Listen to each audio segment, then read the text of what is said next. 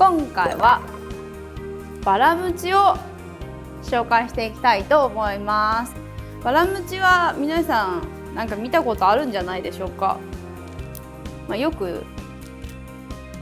テレビ、ドラマ、映画出てくる初心者向けのムチと呼ばれているんですけれども、そんなバラムチについて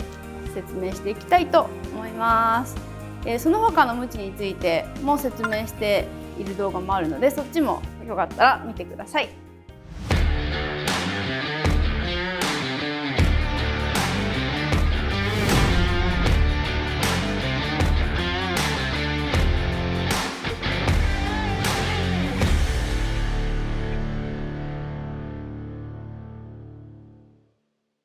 日本語ではバラムチと、英語圏ではフラッガーだったりとか、キャット・オブ・ナインテイル、キュービの猫なんて呼ばれています。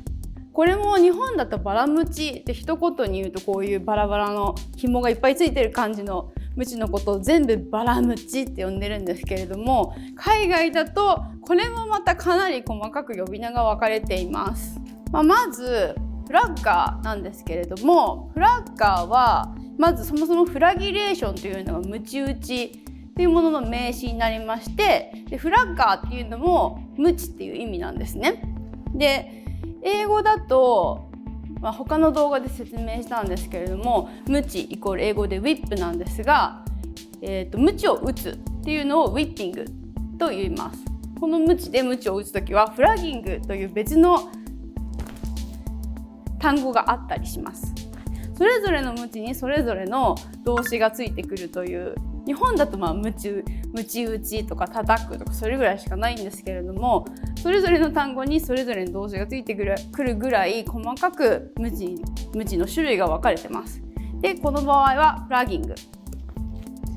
このムチで打つのはフラギングと言います。フラッガーっていうムチについて説明すると、柔らかい素材、割と柔らかい素材でできているものですね。で、ウォームアップなんかで使われるムチです。こんなものだったりとか、柔らかいもので、これはもう特別柔らかいですけど、こういうのをフラッガーと言います。キャット・オブ・ナインテイルは何かというと、キュービの猫ですね。キュービの猫っていうのは先が編み込まれていて9個に9本に分かれています。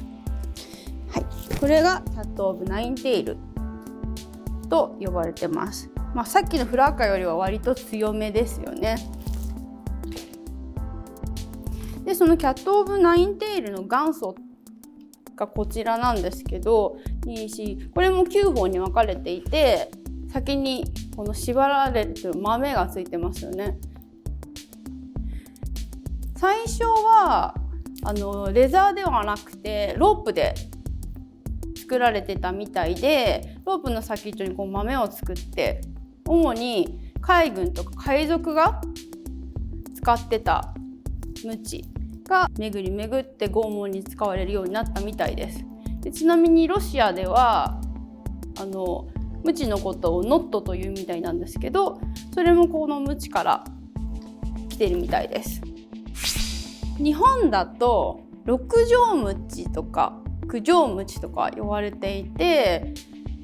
この先が6本に分かれているのか9本に分かれているのか、これで名前をつけてたりします。割としっかりしたレザーでできてますね。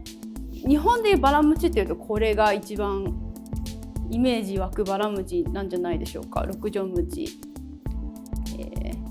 九条ムチとかで、日本と同じような割としっかりした素材でできているバラムチがあるんですけど、これは、ストラップウィップ、ベルトウィップっていうみたいですね。特別硬い素材でできているものはフラッガーとか、キャット・オブ・ナインテールとは分けて考えられていて、でこれはかなり上級者向けで、硬くて強いものでできていますね。私が見たホームページでも扱い注意みたいな風に書かれてました。なので、バラムチと一言で言っても柔らかい素材のものからこういう硬い素材のものまであるので、バラムチイコール初心者向けとは言い難いですね。はい、確かにフラッカーは初心者向けではあるかなと思います。手編みの平編みのムチだったりとか、紐でできてるロープでできたバラムチ、ゴムでできてるバラムチ、ボールチェーンでできたバラムチ、こんなのもありますね。何ですかね、これはウィッグみたいな、ウィッグのバラムチ、バラのお花が先についたバラのバラムチなんかもあります。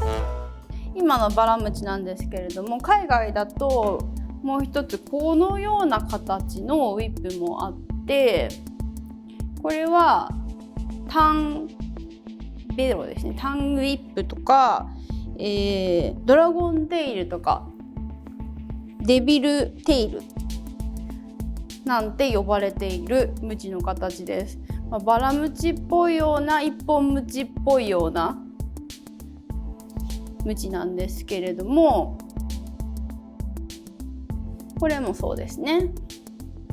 はい。これは平べったいところで打てば優しいし、先っちょで打つと、一本ムチみたいなそんな痛みが走る中間っぽいムチですかね。バラムチと一言で言っても、いろんな種類がありました。皆さんはそれぞれの用途に合わせて、ムチを選んでみたらいいんじゃないでしょうか。バラムチだからといって全部初心者 OK というわけではなく、最初はね、フラッガーから始めて、キュービの猫に行って、でそこからベルトウィップ、ベルトのムチに行ってみたいな感じで楽しんでいってはいかがでしょうか。